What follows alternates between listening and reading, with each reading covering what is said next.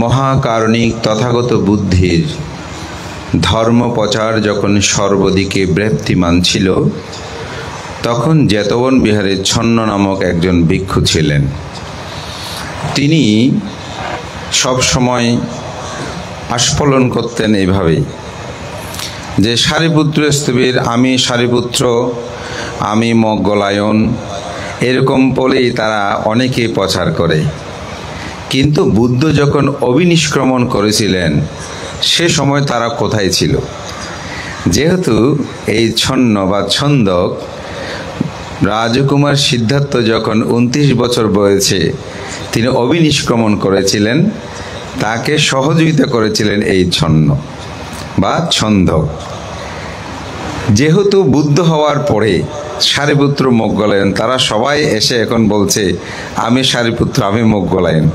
ওই জন্য উনি খুব রাগান্বিত হতেন। উনি যখন গৃহ ত্যাগ করেছিল আমি তো সহযোগিতা করেছিলাম, তখন তো ওরা কেউ সারিপুত্র ছিল না, মোগলায়ন ছিল না, তারাই এখন বেশি সম্মান পায়, তারাই এখন বেশি নাম যশ প্রসার হয়, তখন তারা কোথায় ছিল? এরকম করে সেই মুখে আওলাতো, আমরা যেটাকে বলি নিজে নিজে বকাবকি করার মতন করে চলতো। তো বুদ্ধ এটি দেখে তাকে কাছে ডাকলেন, গিয়ে বললেন, হে ছন্ন, সারিপুত্র মোগলায়ন তোমার পরম কল্যাণ মিত্র, কল্যাণকামী। তুমি তাদের কাছ থেকে ধর্ম বিনয়গুলো শিক্ষা করতে পারো। তুমি এরকম পাপও চিন্তা করে কথা বলবে না।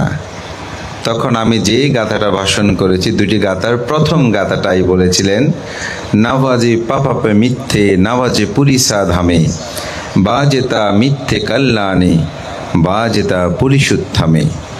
পাপ মিত্রে কখনো সংসর্গ করবে না, নরাধম ব্যক্তির সাথে কখনো উঠা বসা করবে না, সংসর্গ করবে না, পুরুষোত্তম দুর্লভ ব্যক্তির সাথে তুমি চলাফেরা করবে।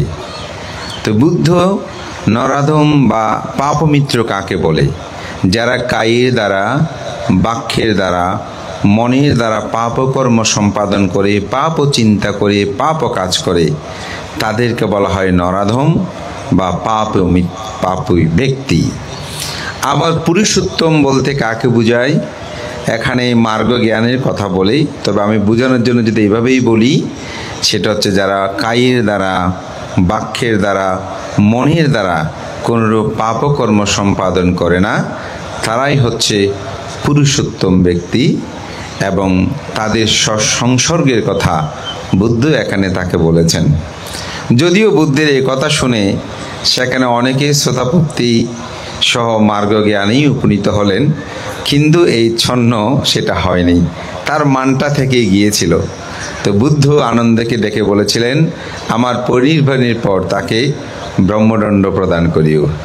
কিরূপ ব্রহ্মদণ্ড হবে প্রশ্ন করেছিল, বলতে তার সাথে কেউ কথা বলবে না। পরবর্তী সে যখন বুদ্ধের পরিনির্বাণের পর যখন ভিক্ষু সংঘরা তার সাথে কথা বলছে না, সংসর্গ করছে না, তখন সে সাধনায় মগ্ন হয়ে অচিরেই সেই মার্গ জ্ঞান লাভ করল। তা আমার কথাটা বলার কারণ, মানস কান্তি বড়ুয়া তিনি পুণ্যবান মানুষদের সাথে, সৎ মানুষের সাথে তিনি তার জীবনকে অতিবাহিত করার জন্য চেষ্টা করেছেন।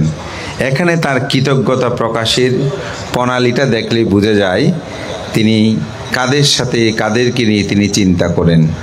আমাদের মহামান্য সঙ্গরাজ, আমাদের সর্বজন শ্রদ্ধেয়, আমি তার জীবন দর্শন সম্পর্কে জানি। তিনি কোথায় আর মানসবাবু কোথায়?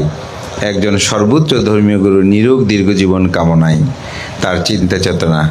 আজকের আগমনীতে আমাদের শ্রদ্ধেয় ভিক্ষু সংঘদেরকে যেভাবে পুষ্প মিশ্রিত পানি দিয়েই যেভাবে তাদেরকে শ্রদ্ধা, সম্মান, গৌরব প্রদর্শন করেছেন, এটি আসলে অনুকরণীয়। এবং সঙ্ঘকে এভাবে পূজা করলে সঙ্ঘের মধ্যে এটি একটা চেতনাবোধ জাগ্রত হয়। তবে আমি বলবো, শুধু এই 4 জন সঙ্ঘকে নয়, 5 জনকে নয়, সবাইকে করবেন। কারণ সঙ্ঘকে যখন পূজা করবেন তখন যিনি একজন ছোট ভিক্ষু তাকেও করবেন লাইন ধরে, তাতে হয় কি, তার মধ্যে একটা চেতন উৎপন্ন হয়।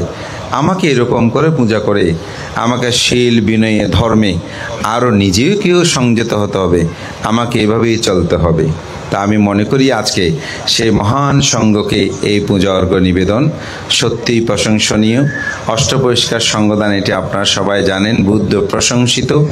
এই দানের প্রভাবে যারা জন্ম জন্মান্তর এই পুণ্য পারামি থাকে, সম্যক সম্বুদ্ধের সাক্ষাৎ পেলে এই ভিক্ষ বলার সাথে সাথে তাদের মধ্যে হৃদ্যময় পাত্র চিবর তারা লাভ করে। বুদ্ধ প্রতিবিম্ব দান, এটি বুদ্ধ ধর্ম দর্শনে অতীব গুরুত্ববহ। তবে এ দান মানি অন্তর্জগতের মধ্যে বুদ্ধকে প্রতিস্থাপিত করা।